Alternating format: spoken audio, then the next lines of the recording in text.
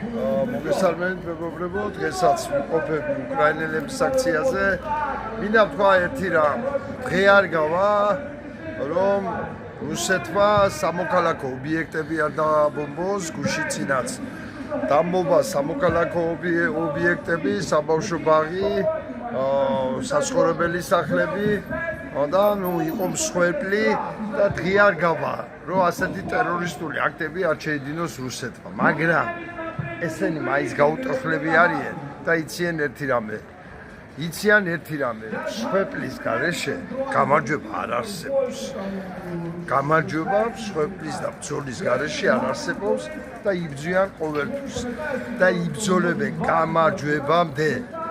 და ვალს მოიხდიან ზუსტად იმ ბავშვების წინაშე, რომლებსაც ახლა რუსები ხოცავენ. და აქედან გამომდინარე მინდა მოუწოდო საქართველოში ყველა ადამიანს, ვისთვისაც თავისუფლება არის პირველი ღირებულება რა, უფლის მიერ მოცემული ღირებულება, ვისთვისაც ეს მართლა ღირებულია, ყველანი გავიდეთ 4-ში აქციაზე და ვიბრძოლოთ.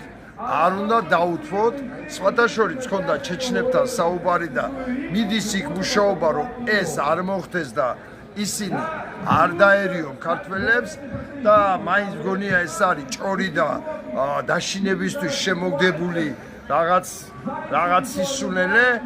ვერავითარ ჩეჩნებსაც ვერ გამოიყენებენ, ვერავითარ გედედებსაც ვერ გამოიყენებენ და თუ გამოიყენებენ, ჩვენგანაც უნდა იყოს ადეკვატური რეაგირება.